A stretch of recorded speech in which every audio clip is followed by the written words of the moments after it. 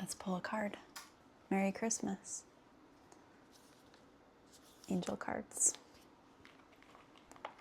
It's very early, and I thought I would do an early morning Christmas wake up video instead of waiting till later in the day.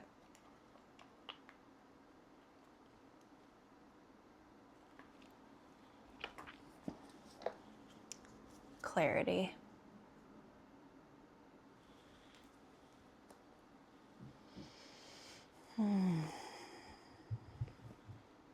So many feelings on Christmas. I think so much of it is, it's such a timestamp of life passing and people who we've spent past Christmases with and who are no longer here, or sort of like the same feeling on birthdays for me anyway, but birthdays really stress me out because it's too much attention, like all on me that day. I just prefer not to have all that attention, but it does give you the same sort of reflecting on time. At least it does for me anyway. But Christmas is particularly sentimental.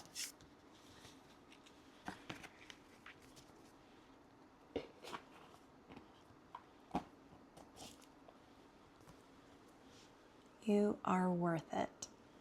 What number is that? 23. I guess I could put that closer and me further away. I always go up to the camera with it on. Well, let's see. You are worth it. The only way you can accept, respect, and cherish others is by accepting, respecting, and cherishing you. Accept praise and credit when it is given to you. When you learn to be accepting, you allow your true potential to blossom. You claim your worth and reflect that light to others. When you see yourself in this light, other people cannot help but respond to your personal sense of value. As you strive toward more self-love each day, you will find yourself infused with new energy. It is okay to walk away from relationships that minimize or hurt you. Enjoy and love who you are. Wow, okay, that brought something up in me. Yeah, well, with it being Christmas and the expectation of gathering with people who you may or may not feel compatible with, and maybe bring up a lot of pain and a lot of trauma, and still a feeling of, I just have to go get through this, that kind of feeling. For me, I stopped doing that like many years ago. I was aware at a young age of not understanding why we sort of put ourselves into these environments that are supposed to, look like the movies, and we're all so happy to be with each other, and I could kind of always see the performance of people, even when I was little. I could see what people were really feeling. Like, I can visually see energy. I can visually see when people are performing a mask version.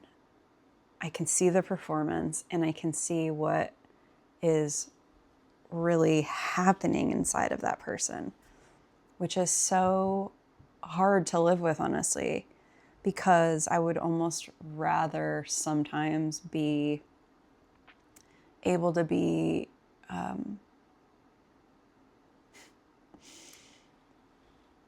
I guess just oblivious in a way, because it's so distracting for me, and it's so hard for me to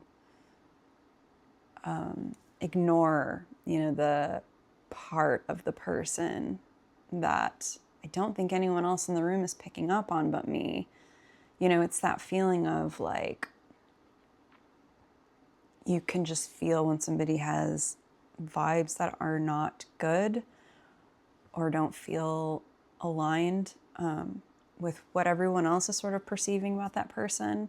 And it's taken me so long to really trust that gift that I've been given, to be able to do that and to not have it wait and be dependent upon people's validation of it. Because in the past, anytime I'd ever say like, I don't know, I'm getting a weird feeling, like I don't feel right about this, or this person I don't feel right about, or the situation and those types of things, like I'm always early to what ends up happening.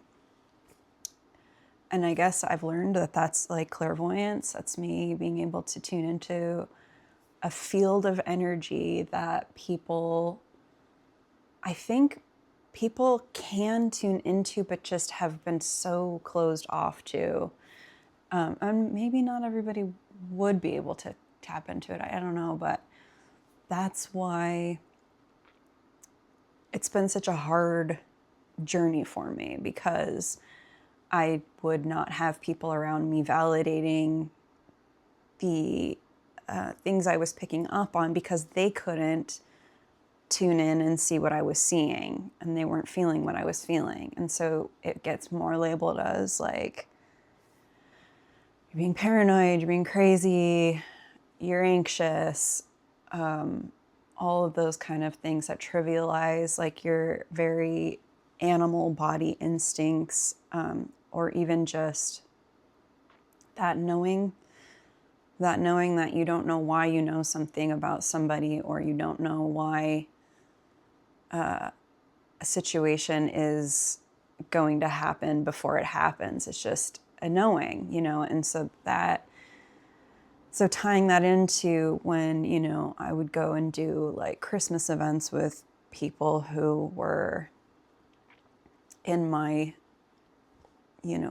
bubble of people at the time, that type of disconnection between somebody's inner world and what they're presenting, and then bringing all of those types of like energies into the same room together and mixing that with alcohol and things like that, just cause so much confusing energy. It's overwhelming to me. I can't actually be in those spaces for very long, if at all. And so what I used to do was just drink. Like, I think that's what a lot of people do, honestly. And they just drank, and kind of like numb out to the feelings that it's in the room with everyone. But, we all have to kind of make that be okay. And not everyone has that kind of a situation. Some people genuinely have wonderful experiences with their circle of people, and really enjoy that time spent together. So I guess wherever on the spectrum you tend to land, that is okay, actually, it's actually okay to be alone on Christmas. Like, all the songs and everything, nobody should be alone on Christmas. I love to be alone on Christmas, and I have been for years. I've had a partner, here and there that I'd spend the day with sometimes, but my previous partner was a firefighter, so she would be working on those days. And I genuinely love the feeling of the quiet and knowing sort of like everyone has the day off and everyone's doing what they need to do. And there's not this like pressure on me to show up any certain way. And so that took me a long time to get to be able to recognize that my particular way that I exist in the world is contradictory a lot of times to what is told that you should, what you should do, how you find happiness as a human, how having a lot of relationships is healthy, and all these sort of things that are very like neurotypical, meaning like people who are not on the spectrum like me get told, but then that becomes sort of like the blanket of expectation for everyone. And so for me, it's been a very freeing experience, although very challenging at times, to genuinely tune into what feels aligned for me. And unfortunately, that comes a lot of times with disappointing people in my life and making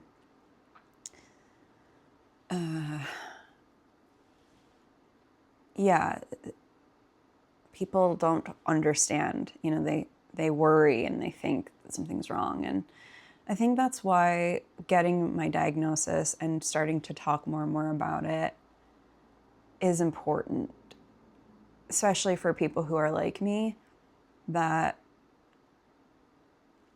feel and cave into this pressure of like social performance. Even just like having to be the person. A lot of times this is what happens with very sensitive people as well. They put all this pressure on themselves to regulate the room. And so because we can feel it all. And so if we can help regulate all these other nervous systems, then we have a chance of our nervous system being regulated in the room with all of these other nervous systems. But that puts so much pressure to perform happiness and joy and excitement. And, it's like a gift to be able to reach into people and help regulate them. But that's not, but that's a role that you need to, as a sensitive person, set really strict boundaries on yourself for, because it will completely drain you. And that's what was happening for me too. And I also stopped drinking. I think New Year's Eve is going to be 9 years for me so that I've stopped drinking. And I didn't have a problem. I just knew that it was making me feel not clear, and it wasn't having positive influence in my life. And then once I stopped drinking and I don't smoke weed either, but I used to do that as well. And once I stopped using those like coping mechanisms, I really got to experience the overstimulation and the overwhelm and the feelings I was numbing and all of the energies I was perceiving at all times, that drinking and smoking were helping me to numb out and tune out and be with. And so from that point, really understanding, I operate in a completely different way than a lot of people. Everything changed for me. My traditions had to change, my things I said yes to, and that's still very much forming for me. But at this point, it has gotten easier to say no to other people in order to say yes to myself, and then work with that feeling of I've disappointed them, I feel ashamed, I should be able to be more social, I should be able to just go for a few hours, that kind of pressure that is very real, that people feel and that I feel too. And sometimes I will sacrifice my own limitations in order to make somebody else feel happy and feel like I love them and feel seen. Because it's not me not showing up because I don't love people. It's me not feeling like I can perform anymore. And I think what's difficult about that is people say, you can come and be nonverbal, and, you know, you don't have to mask, and you don't have to, you know, we just want you to be with us. But it's like, if I go and do that, I'm still in social pressure. I still have to react to something. I still have to maintain a connection to people in the room somehow. I couldn't sit there and not. Like, that's not, if I'm around people, it's just an automatic, like, a social pressure, and a being perceived, not only just like a social pressure, but, you know, just having people's eyes on you, and having this pressure to whatever comes with having people's eyes on you, even doing these videos. Like, it's just an automatic, and that's why these videos have become so important for me, is like, I know there's nobody in this room, but I know that eventually people are watching it and I'm being perceived. And practicing not doing the overly performative, happy, joyful thing that I grew up developing as a personality to survive all of these very intense, traumatic at times situations that I was going into, even just to exist, you know, just to be in the world. And so now, here I am, it's Christmas. And that's why losing my dog has hit me so hard, because that was my primary relationship. You know, she was my little best friend for 16 years.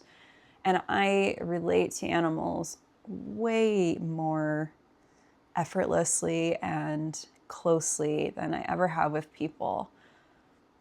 And dogs just let you be. Cats just let you be in ways, you know, like, you don't have to make sure that they know that you're okay, and they just want to be around you. So I'm having a quiet Christmas, like I always do, but even more so with my dog not being here. I had considered going for a hike, but there's a lot of, this year we're having a lot of landslides, and I'm in Oregon, and high winds and things like that. And it's almost like the universe has been telling me to just stay with the quiet, stay with myself, stay with the feelings. Don't go hike up a mountain and try to get away from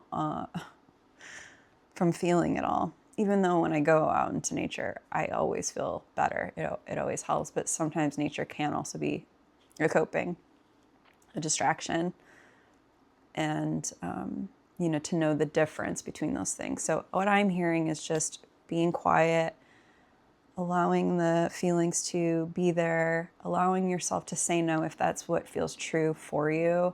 Like, it's just, yeah, it's such a loaded holiday, but it's almost over. But, you know, while it's here, I got a few really nice treats, and my dog, I got her, I had two dogs, I have one now. I got her some special little things, and it's just going to be quieter this year. It's just been a quieter year, and I kind of stopped having to put this expectation on, like, it's Christmas, so I must make it X, and for that to be, you know, special and important. And I think just honoring the day in whatever way feels best for my nervous system and for your nervous system. You know, even if just watching this video and you're alone and you feel a little less alone, that would be the best thing I could think about. I would love to know that that was happening for anybody. I always watch people on YouTube if I'm feeling like really alone, but I don't want to fully engage with somebody. Watching people on YouTube talk, and you know, that can feel like a really comforting thing for me. So I hope I can be of that in any way for any of you. And before I go, I'm going to pull a card. And this one is going to be a card specifically for Christmas, for the holidays, what we need to know surrounding all of these feelings and energies happening.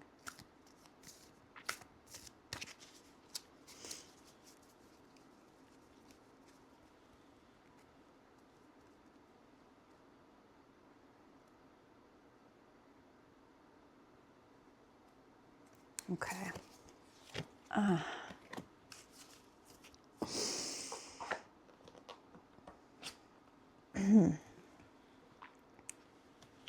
New life. That ring light. Number, what is that? 39.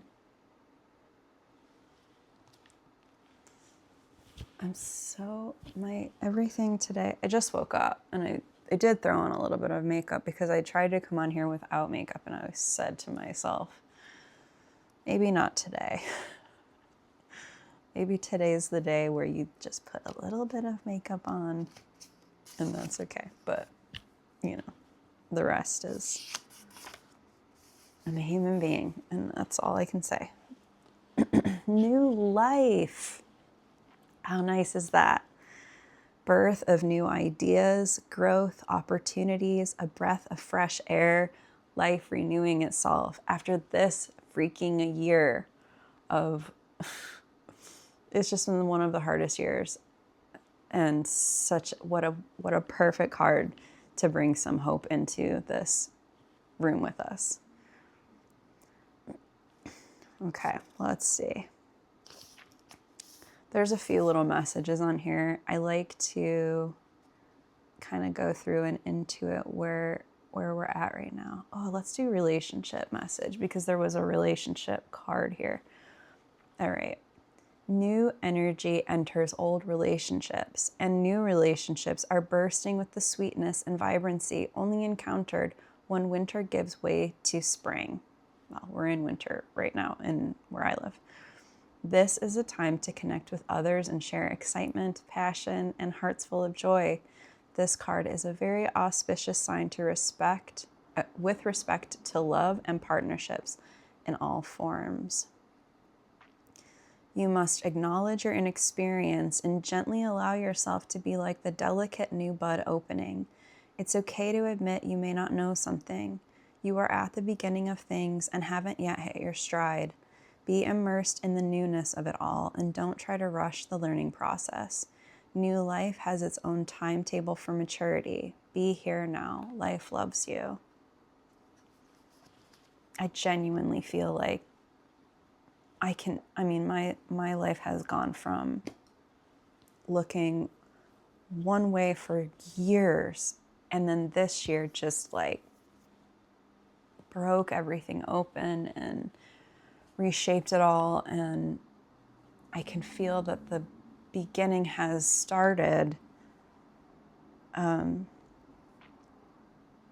It's just in that very liminal, like in between thing happening at this time. But here I am on this channel. This is brand new this year. This is something that I was able to plant a seed in this year of what was otherwise very